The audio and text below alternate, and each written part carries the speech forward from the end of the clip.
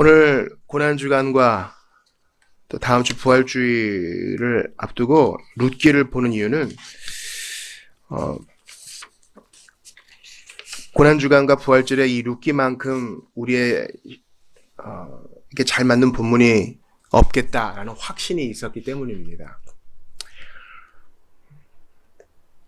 룻기 1, 2장을 본문으로 잡았는데요. 오늘 여러분 이 본문에서 어떤 생각을 좀 하셨어요? 아마 룻기를 처음 보시는 분도 있을 거예요. 또 아브라함의 조카인 롯과 좀 분간이 안 된다 하시는 분도 있을 것입니다.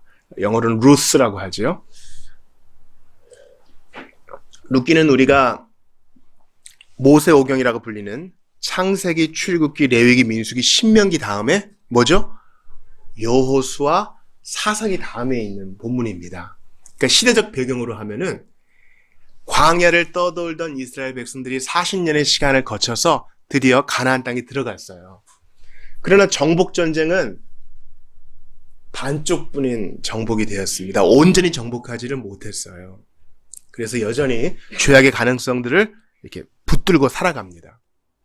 그때 주님이 이스라엘 백성들을 다스리신 방법은 매우 헐겁고 매우 느슨한 방식이었어요. 자, 룻기 바로 앞에 한두 장만 넘겨보시면 사사기 끝이 있거든요.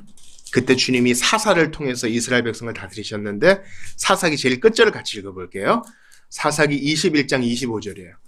룻기 한두 장만 앞으로 넘기시면 사사기 끝장 21장 25절을 같이 읽어볼게요. 시작. 그때 이스라엘에 왕이 없으므로 사람이 각기 자기의 소견에 옳은 대로 행하였더라. 이게 사사기의 주제예요.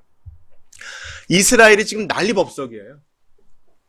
베냐민 지파를 거의 멸절시키듯이 다 쳐버리고 형제와 형제들끼리 칼을 막 들이대고 레위인이 막 첩을 들이고요. 엉망이에요. 엉망. 남색하고요. 근데 이스라엘이 진짜 문제는 중앙 집권적인 힘 있는 통치자, 왕이 없어서 그런 게 아니에요. 여기서 말하는 이스라엘이 왕이 없음으로란 말은 왕 대신 하나님을 인정하지 않았다는 뜻이에요. 이스라엘이 왕을 원한다 그럴 때 주님이 슬퍼하셨어요. 왜냐면 이스라엘은 사사만 있잖아요. 사사는 평소에는 농사죠. 농사지고 자기 일 하다가 전쟁이 벌어졌다 하면은 그제서야 나타나서 자, 우리 싸웁시다. 그제서야 이제 사람들을 모아서 가지고 있는 농기구 가지고 다 싸우는 거예요. 싸움의 승패가 무기의 우월함이 있는 게 아니라 하나님이 함께 하심에 있기 때문이에요. 그러니까 느슨하죠. 상비군이 없어요. 하나님이 원하시는 삶이 이런 거예요.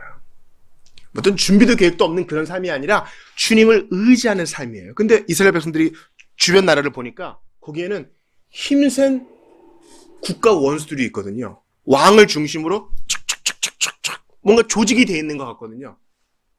사람들이 왕을 요구해요. 그래서 주님이 왕을 어쩔 수 없이 주신 거예요. 어쩔 수 없이. 원래 하나님이 원하시던 이스라엘의 삶은 사사를 중심으로 한 느슨한 삶이었어요. 그러니까 우리도 마찬가지예요. 남들이 이렇게 산다더라, 저렇게 산다더라 할 때 거기에 너무 코드를 맞추려고 하지 마세요. 주님이 원하시는 느슨한 삶. 어떤 삶이요? 하나님이 개입하실 여지가 있어야죠. 주님께 의지할 것도 없이 내가 다 완비하고 준비하는 삶은 너무 피곤한 삶이고 그렇게 할 수도 없어요. 느슨한 삶이에요. 느슨한 삶. 우리 등록 성도들이 다 발언권이 있어요. 교회 예산과 중요한 결정에 다 발언권이 있어요. 누구 한 사람이 결정하는 게 아니에요.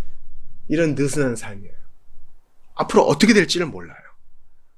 사람 눈으로 볼 때는 좀 안정을 추구하는 사람의 마음으로 볼 때는 좀 불안하죠. 그러나 이게 복된 삶이에요.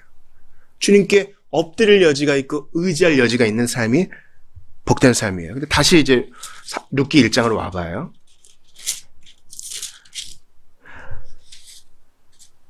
제가 오늘 룻기 1장을 통해서 고난주간 종료주일에 여러분과 나누고 싶은 몇 가지 키워드가 있는데 첫 번째는 하나님의 징계예요. 여러분 따라해보세요. 징계. 징계는 벌이 아닙니다. 벌은 이제 감옥에 쳐넣는 것이고 그런 거죠. 징계는 아버지가 자녀에게, 엄마가 딸에게 하는 거예요. 자, 1절 보세요. 사사들이 치리하던 때에 그 땅에 흉년이 드니라. 유다 베들레헴의 한 사람이 그의 아내와 두 아들을 데리고 모압 지방에 가서 거류했는데, 여기 이제 엘리멜렉이라는 사람이 나와요. 엘리멜렉은 사사 시대의 사람인데 그 땅에 흉년이 들었어요. 흉년이 든다는 말은 구약 시대의 언약 백성들에게 대단히 중요한 의미를 지녀요.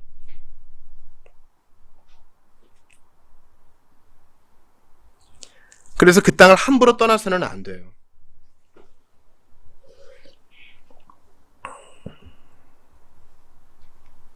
성경을 찾아볼게요. 오늘 성경을 좀 여러 군데 찾아볼 텐데요. 여러분 조금 긴장을 해주세요. 신명기 11장 17절. 룻기 앞에 있어요. 우리 어린이들도 한번 찾아보세요. 어렵지 않아요? 룻기 바로 앞에 보시면 신명기라고 나와 있어요. 신명기 신으로 찾으시면 돼요. 11장 17절. 신 11장 17절. 자, 베들레헴에 흉년이 들었다는 것은 하나님의 메시지가 있어요. 자, 한 목소리를 크게 읽어볼게요.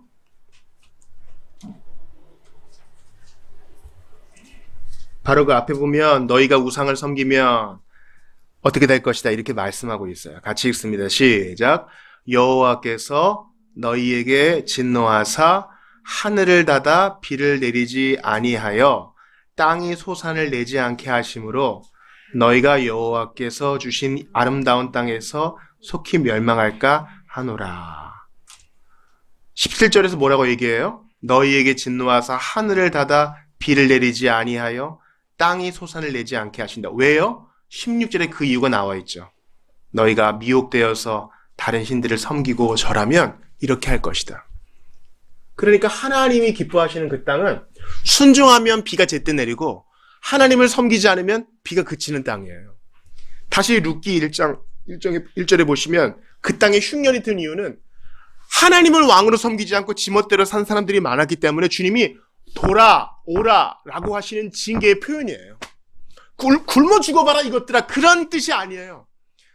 우리가 어릴 때 부모님이 회초리를 들거나 우리를 생각의자에 앉히거나 방에서 외출을 금지시키거나 이럴 때는 여기서 한번 내 벌을 받고 죽어봐라 이놈들아, 그런 뜻이 아니잖아요. 이해가 되시죠? 하나님의 징계예요. 그런데 그 땅을 떠나는 것은 옳지 않아요. 기다리고 주님께 신실한 삶을 회복해야지. 모압 땅으로 갔어요. 여러분, 모압은 어떤 땅이에요?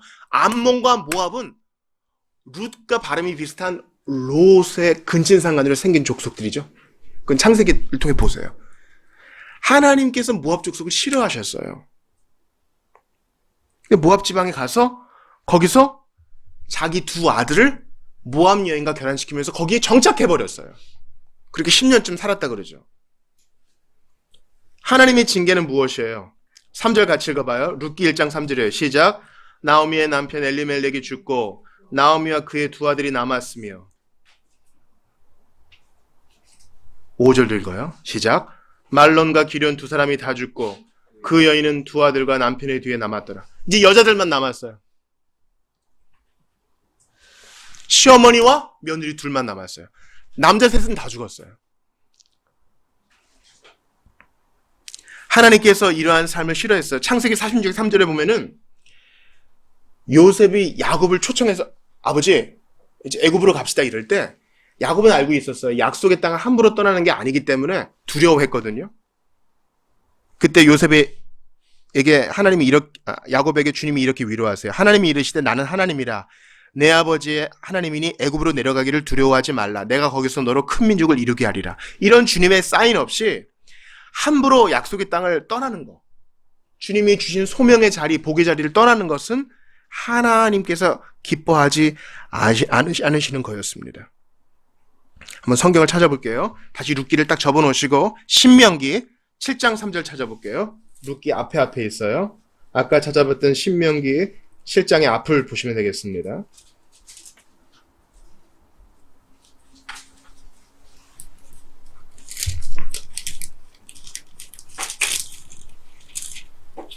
신명기 7장 3절에 보시면 가나안 땅에 여러 족속들이 있거든요. 그 족속들을 언급하시면서 주님이 이렇게 말씀하세요. 자, 다시 하셨죠? 신명기 7장 3절 크게 읽습니다. 시작. 또 그들과 혼인하지도 말지니 내 딸을 그들의 아들에게 주지 말 것이요 그들의 딸도 내 며느리로 삼지 말 것. 주님께서 이러한 자폰을 금지하셨어요. 근데 엘리멜렉은 그렇게 한 거죠. 또한 신명기 23장 33절 거기서 좀 뒤로 넘어가 봐요. 23장 33절 찾아볼게요.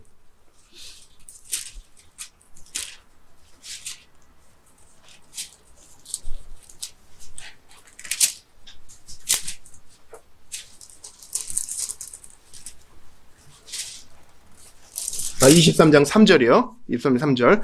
같이 읽습니다. 암몬 사람과 모압 사람이 여기 나오죠? 23장 3절 같이 읽어봐요. 시작. 암몬 사람과 모압 사람은 여호와의 총회에 들어오지 못하리니 그들에게 속한 자는 10대뿐 아니라 영원히 여호와의 총회에 들어오지 못하리라. 주님이 이렇게 정해 놓으셨어요. 엘리멜렉의 시대 바로 앞에, 룻기의 앞에 이미 이런 명령을 주셨단 말이죠.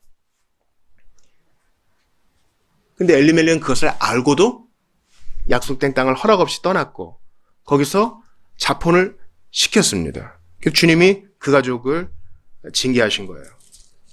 징계예요.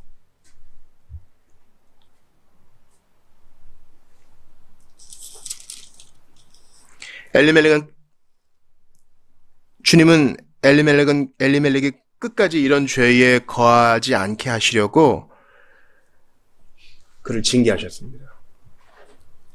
이런 걸 볼 때, 엘리멜렉은 죽어서 지옥에 갔구나. 이렇게 생각하면 안 돼요. 우리가 가지고 있는 신약적 렌즈로 구약을 해석하면 안 돼요.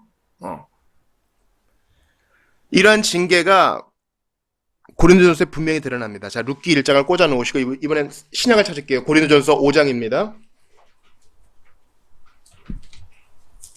고린도전서 5장.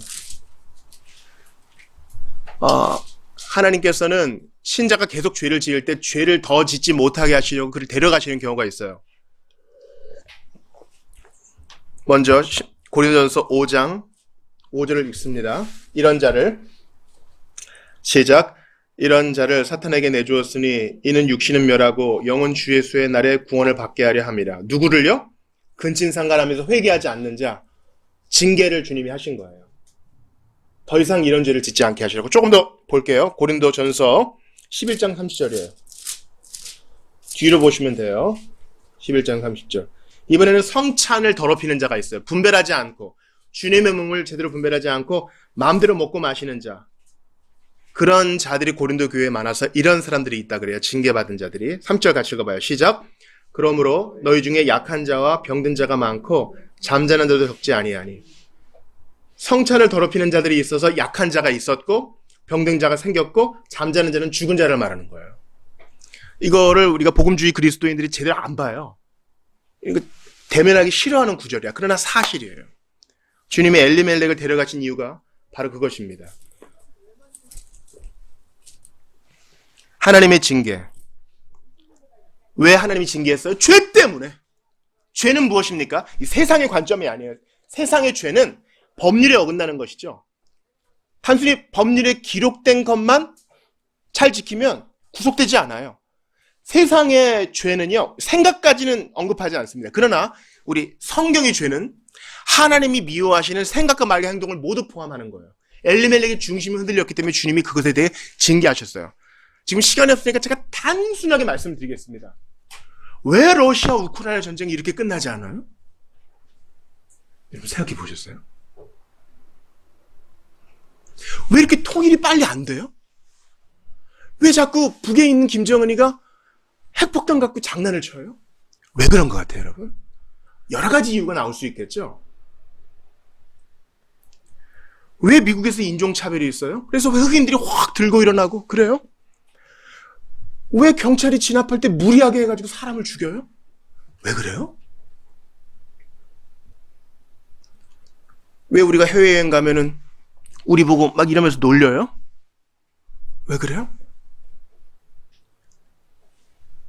개인과 사회와 국가의 만연한 이 모든 문제 왜 그렇습니까? 왜 친구끼리 서로 절교하고 얼굴을 보지 않고 소리 높여 싸웁니까?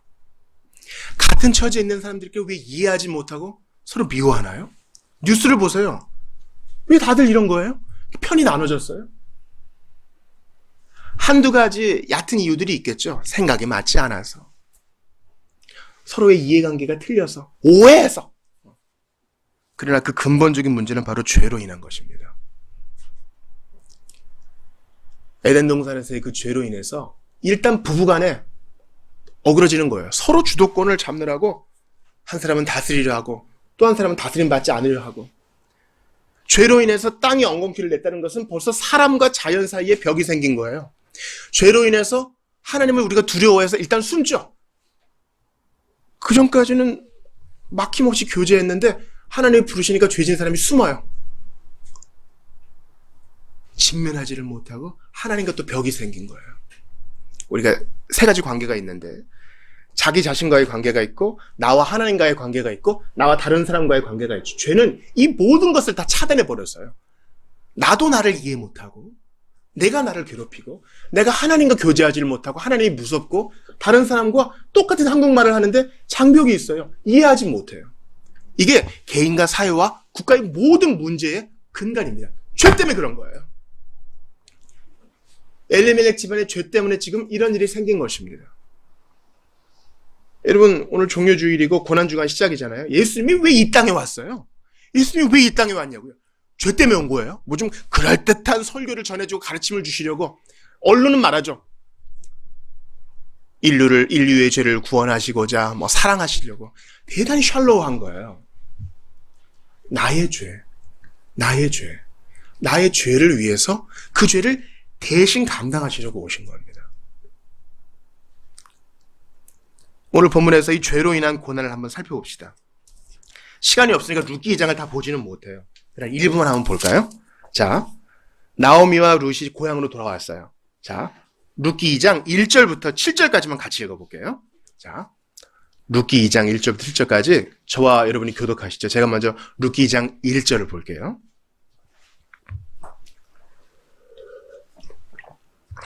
나오미의 남편 엘리멜렉의 친족으로 유력한 자가 있으니 그의 이름은 보아스더라. 모압 여인 룻이 나오미에게 이르되 원하건대 내가 밭으로 가서 내가 누구에게 은혜를 입으면 그를 따라서 이삭을 줍겠나이다 하니 나오미가 그에게 이르되 내 따라 갈지어다 하며 룻이 가서 베는 자를 따라 밭에서 이삭을 줍는데 우연히 엘리멜렉의 친족 보아스에게 속한 밭에 이르렀더라. 마침 보아스가 베들레헴에서부터 와서 베는 자들에게 이르되 여호와께서 너희와 함께 하시기를 원하노라 하니 그들이 대답하되 여호와께서 당신에게 복 주시기를 원하나이다 하니라. 보아스가 베는 자들을 거느리는 사환에게 이르되 이는 누구의 소녀냐 하니 베는 자를 거느리는 사환이 대답하여 이르되 이는 나오미와 함께 모압 지방에서 돌아온 모압 소녀인데. 같이 봅시다. 그의 말이 나로 베는 자를 따라 단 사이에서 이삭을 줍게 하소서 하였고 아침부터 와서는 잠시 집에서 쉰 외에 지금까지 계속하는 중이니이다. 이렇게 룻이 보아스의 호의를 입어가지고 보아스가 먹는데 룻도 와라 그래서 먹여주고 사원들에게 시켜요. 많이 흘려. 그리고 괜히 또 괴롭히지 마. 이렇게 룻을 살뜰히 보살펴줍니다. 그 얘기를 듣고 나오미가 그는 우리의 기업 물을 자다. 기업 물을 자는 이런 거예요. 이 땅은 절대로 사고 파는 게 아니었거든요. 약속의 사람들에게. 근데 땅을 버리고 갔으니 게다가 그 기업을 물을 아버지도 죽고 아들도 죽었으니 그 기업을 이을 자가 없잖아요. 그 땅은 이제 우리 땅이 아닌 거예요. 당시에 아들들이 상속해야 됐으니까. 근데 가장 가까운 친족이 그것을 대신 사주면 기업을 이을 수 있게 되었어요. 가까운 친족 중에 하나가 하필 보아스였어요. 그래서 나오미가 그를 축복하면서 그 이야기를 듣는 것으로 이 장이 마쳐지게 됩니다. 죄로 인한 고난을 한번 살펴보죠. 나오미는 남편과 아들에 대한 징계로 고통을 겪었습니다. 그래서 내가 하나님께 맞는다, 하나님께 징계를 받는다 이렇게 얘기해서 사람들의 손가락질과 호기심의 대상이 되는 것을 무릅쓰고 고향으로 돌아가요. 주보 1면 보세요.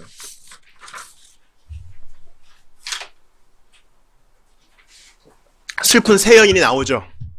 자, 얼굴이 보여지는 이 여인이 누구겠어요? 바로 나오미. 그죠? 본래 기쁨이란 뜻인데 자기를 마라라고 부르라 그러죠. 지금 슬퍼요.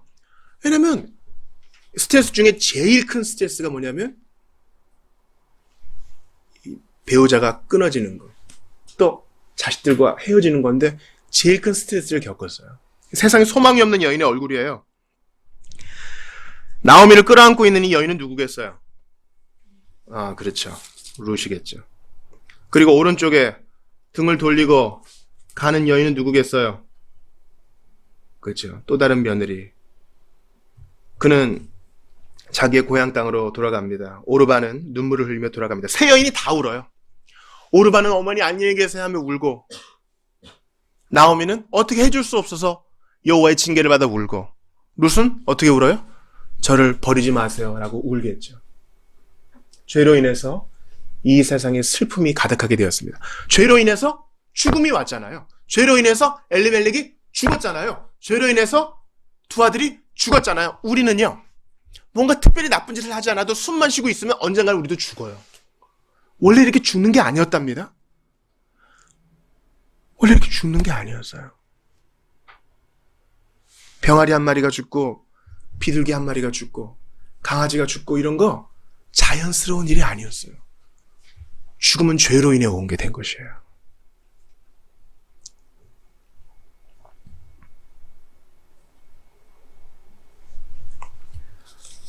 죄로 인한 고난을 조금 더 살펴봅시다. 예수님은 죄를 알지도 못하신 분이신데, 죄를 지을 수도 없는 분이셨는데 친히 인간의 몸을 입고 오셔서 죄인들과 함께 거하셨습니다. 왜요? 죄로 인한 고난, 우리의 죄와 비참 때문에 오셨습니다. 그리고 죄의 문제를 해결하셨습니다. 죄악된 세상의 형편을 몸소 겪으셨습니다. 암송 선구처럼 그는 실로 우리의 질고를 지고 우리의 슬픔을 당하였거늘, 우리의 슬픔, 우리의 죄인된 형편을 끌어안으시고 죄로 인한 우리의 슬픔도 끌어안으셨어요. 그래서 그것을 대신 당하셨습니다. 우리는 생각하기를 그는 징벌을 받아 하나님께 맞으며 고난을 당한다 하였노라. 주님이 못 박히실 때에도 정신 못 차리고 조롱했죠. 그게 우리예요. 룻기의 주인공들이 겪은 고난을 보세요. 고향을 떠났습니다. 처음엔 베들레헴을 떠났고 다음에는 10년간 정들은 모압을 떠났습니다. 예수님도 하늘 보좌를 떠나셔서 이 땅에 오셨습니다. 고향을 떠나는 것은요, 슬픈 일이에요. 여기도 그런 분들 계실 거예요. 집 떠나면 못 주무시는 분. 저도 좀 그렇더라고요. 내가 덮는 이불, 내가 베는 베개가 아니고서는 조금 좀 피로가 안 풀리는 것 같고. 예수님은 하늘 보좌를 버리고 영광 받으셔야 될 분이 이 땅에서 천시를 당하셨습니다. 룻과 나오미의 고생을 함께 하신 것이죠. 당시에는 고아와 과부와 나그네를 위해서 이삭을 주울 수 있게 했는데 룻이 잠시도 쉬지 않고 계속 이삭을 주었다 그랬죠. 시어머니 줄 것까지 다 모았다 그랬죠. 예수님도 이삭 줍는 고통을 아세요. 예수님은 육체 노동자셨습니다. 복음서에 보면 요셉의 기사가 일찍 마무리가 됩니다. 아마 그가 일찍 죽었다는 것을 암시하는 거겠죠. 그래서 예수님은 일찍이 가장의 노릇을 해야 됐습니다. 예수님은 첫째 아들이세요. 첫째 계세요, 여기서? 첫째? 첫째들은 첫째만이 갖는 부담이 있어요. 그 부담을 아세요. 예수님은 땀 흘림의 수고와 고단함을 아십니다. 가족 부양의 부담감이 뭔지 아십니다. 노동이 즐거움이 아니라 고역이 되었어요. 예수님은 그 슬픔을 대신 져주셨습니다. 예수님은 또한 가난을 아십니다. 두 여인이 뭐 해먹고 살겠어요? 이삭을 주워 먹는 것밖에 없어요. 근데 예수님도 가난을 아세요.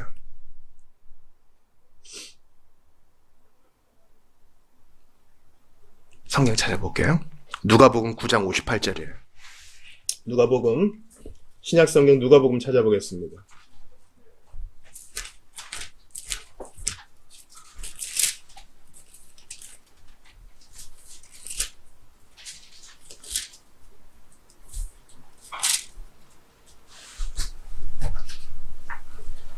아주 중요한 구절입니다. 누구를 찾으시면 되겠어요. 누, 신약성경 누.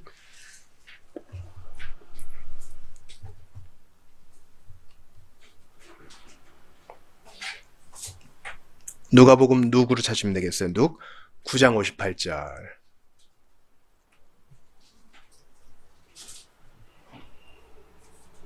같이 읽어볼까요? 시작. 예수께서 이르시되 여우도 굴이 있고 공중의 새도 집이 있으되 인자는 머리 둘 곳이 없도다 하시고. 이 말이 무슨 말이에요? 짐승들은 굴도 있고 집도 있는데 인자는, 예수님은 자기는 없다는 거예요. 아마 예수님은 노숙도 하셨던 것 같아요. 누가 선생님 맞아 들어오시죠 하면 거기서 유숙하면 될 텐데 그런 사람이 없었나 봐요. 예수님은 새벽 찬공기에 이슬이 뭔지 아시는 분이셨어요. 조금 더 찾아볼게요. 누가복음 앞에 보면 마가복음이 있어요. 마가복음 11장 12절입니다. 마가복음 11장 12, 13절입니다.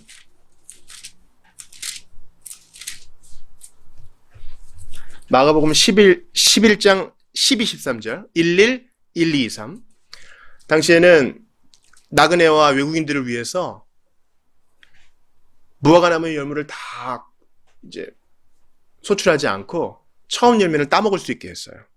이게 배려였습니다. 그런데 예수님 보세요. 같이 읽어봐요. 마가복음 11장 12, 13절입니다. 시작.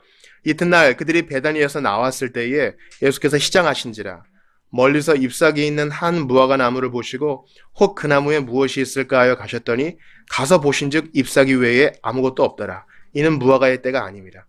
이제 신열매라도 어떻게 얻으시려고 했는데 배고프신 예수님은 그것도 얻지 못하신 거죠.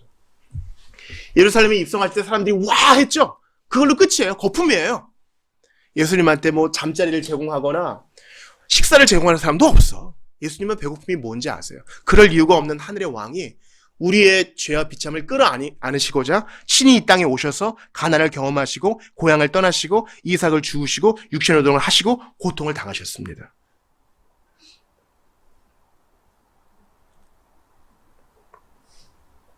그뿐만 아니라 오늘 본문을 다시 한번 보세요. 룻기 1장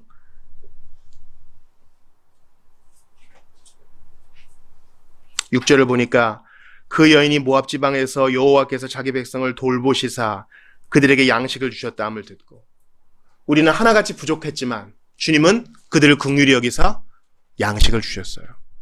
한번 맞고 죽어봐라, 굶어 죽어봐라 이게 아니라 긍휼히 여기십니다. 또한 오늘 본문의 마지막 절을 보니까 그때가 하필 보리 추수 시작할 때에 베들레헴에 이르렀더라. 그들에게 양식을 주시고자 추수할 때에 맞춰서 그들을 딱 이끌어 들이신 것입니다. 우리는 자격이 없지만 주님은 이렇게 그들을 살뜰히 돌보세요. 예수님을 요구하지도 않았고 나의 죄와 비참을 인정하지도 않고 나쁘고 못된 짓만 했지만 주님은 우리를 구원해 주셨습니다. 오늘 본문에서 제일 놀라운 구절은 뭐예요? 루사 돌아가라 그럴 때 나오미한테 뭐라 그래요? 저 죽어도 못 가요? 어머니의 하나님이 내 하나님이 될 거예요. 어머니의 백성이 나의 백성이 될 거고 나 거기서 죽을 거예요. 룻이 갑자기 신자가 됐어요. 모압 여인인데 저주받은 민족의 백성인데 어떻게 이렇게 됐어요? 몰라요. 바람이 어디서 불어서 어디로 가는지 모르는 것처럼 이런 일이 생겼어요. 주보 3면 볼게요. 제가 이거 의도하지 않고 그냥 로이드 존스 360을 묵상기에서 발췌한 건데 생명의 씨앗에 바로 이런 일이 일어난 것이에요. 세 단락이 있는데 마지막 단락을 보세요. 그 다음으로 생각할 일은 중생, 곧 생명의 씨앗이 심겨서 성향이 바뀌는 일은 잠재의식에서 일어난다는 사실입니다. 주님은 이 점을 니고데모에게 충분히 설명해 주셨습니다. 그죠? 성령으로 난 자는 이렇다. 바람이 어디서 나서 어디서 부는지 모르는 것처럼. 그리고 같이 읽어봐요. 중생은 시작. 중생은 비밀스럽고 불가해한 일이어서 직접 인지할 수 없으며 사실상 충분히 이해할 수도 없습니다. 중생한 사람은 무언가 전과 달라진 것을 보고 자신에게 무슨 일이 일어났다는 사실을 가장 먼저 깨닫습니다. 여기까지만요. 주님은 비밀스럽게 자격 없는 자를 그렇게 구원하세요. 죄와 비참에 빠진 자를 이렇게 구원하신다고요. 이게 고난주간에 우리가 생각할 일이에요.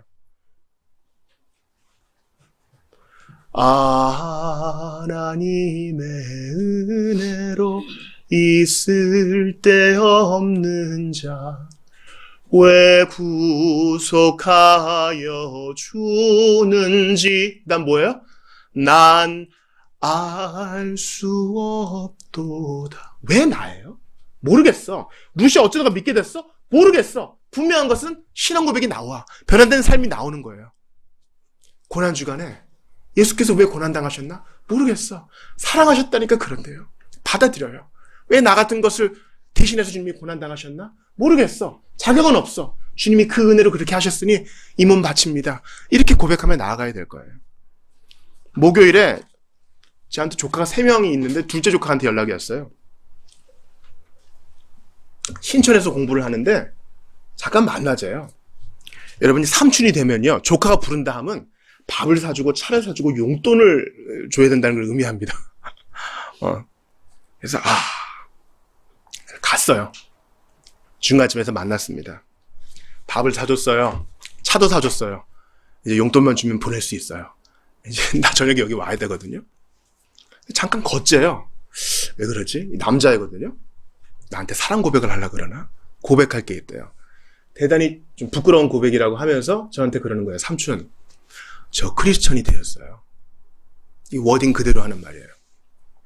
저도 예수 안 믿는 집안에서 혼자 예수 믿었고 그 친구도 부모가 다 예수를 안 믿어. 근데 걔를 위해서 기도는 하죠. 우리 조카들 다 구원받게 해주시고 누이들 다 구원받게 해주시고. 근데 기도하는 나도 기대를 안 해. 어느 순간 그렇게 돼요, 여러분. 근데 얘가 몇 번 이게 제가 전도를 우리 교회도 몇 번 왔었잖아요. 안 믿어요. 안 믿어. 부모도 반대하고. 근데 얘가 자기가 이제 자기 발로 교회 간 지 4주쯤 됐는데 믿게 되어지고 청년부 목사님과도 면담을 하고 자기 스스로 이 복음서와 사도행전을 읽는다는 거예요. 이게 좀 어안이 벙벙한 일이잖아요. 난 한 거 하나도 없어. 그리고 기도하고도 기대도 안 했어요, 사실. 기뻐가지고 그러니까 그 건대 호수를 걸었는데 외가리가 날아가고 까마귀가 날아가고 이게 얼마나 이뻐 보이는지 그래서 빵집에 들어가서 빵을 이만큼 사주고 초를 하나 사가지고 그 길에서 축하 촛불을 껐어요. 그래서 이렇게 안아주고 보내는데 제가 얼마나 눈물이 나는지요. 하나님은 그렇게 일하세요. 오늘 루시 어떻게 변한 거예요? 모르겠어. 근데 주님이 죄인을 위해 대신 고난당하시고 우리의 슬픔을 대신 지시고 우리의 고난을 대신 지시고 십자가 옆 밖에 달려 죽으셨으니 그런 일 일어나는 것은 당연한 거 아니겠어요? 사랑의 하나님께서 오늘도 그렇게 일하십니다.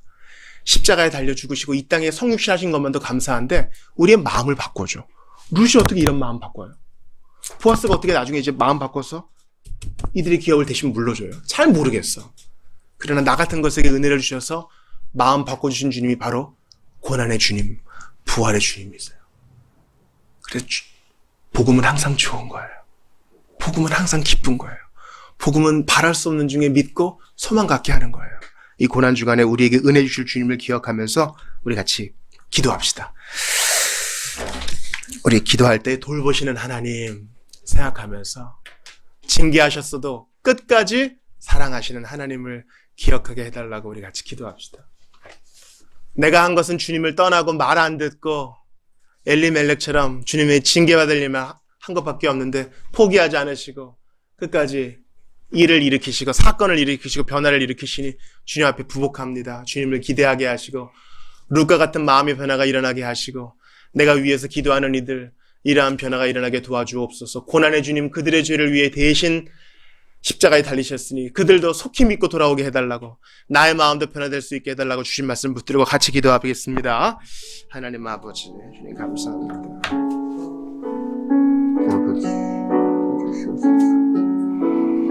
아버지 이렇게 기도합니다. 아버지 도와주시옵소서. 아버지 도와주옵소서. 주님의 은혜에 감사하며 찬양 올리게 하시옵소서. 아버지 하나님은 살아서 역사하시니 조금도 두려워하지 않고 앞으로 나아가게 하시옵소서. 하나님은 영이시니 살아계시니 조금도 두려워하지 않고 앞으로 나아가겠습니다. 우리 하나님 붙들어 주시옵소서. 하나님 함께하여 주시옵소서. 아버지 하나님은 정을 베풀어 주시옵소서. 일상생활 사랑하게 하시옵소서. 하나님을 기대하며 돌보시는 하나님 앞에 엎드려 부복하게 하시옵소서. 잘 모르겠습니다. 잘 모르나 주님 앞에 부복합니다. 모르나 주님 일하시는 것을 믿고 부복합니다. 잘 모르나 하나님께서 주신 마음의 변화를 붙들고 나아갑니다. 투굴하지 않고 포기하지도 않고 그다버리지 않고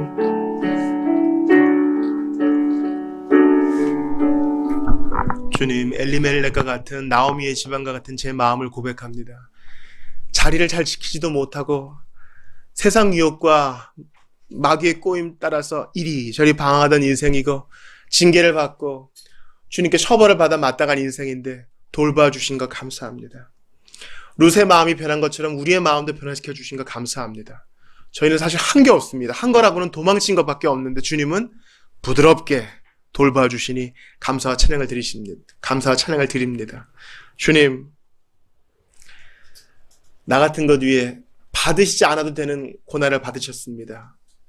의무가 없으시지만 우리를 구원하시기 위해 인간의 몸을 입으셨고, 그럴 이유가 없으시지만 말도 안 되는 재판을 통해 십자가에 달리셨는데, 바로 나의 죄를 위해, 그 사랑 보이시기 위해 나를 구원하시려고, 나를 형제라 부르기를 부끄러워하지 않으신 예수님, 우리를 하나님의 자녀 삼으시려고 이 큰 사랑을 주셨으니 저희는 다 모르나 엎드려 부복하며 주님을 따르겠습니다. 루처럼 고백하게 하소서. 주님이 인도하시는 어디든지 가겠습니다. 돌아가지 않겠습니다. 뒤돌아보지도 않겠습니다. 마음의 변화를 일으키신 주님께 찬양하며 이번 한 주도 고난의 주님 복음 묵상하며 감사히 사는 저희가 되게 하소서. 무엇을 불평하겠습니까? 이미 다 주셨는데 만족하며 주님의 뒤를 따라가는 저희들 다 되게 하소서. 모든 것을 주 예수 그리스도와 함께 허락하신 주님을 찬양합니다. 예수 그리스도의 이름으로 기도드리옵나이다. 아멘.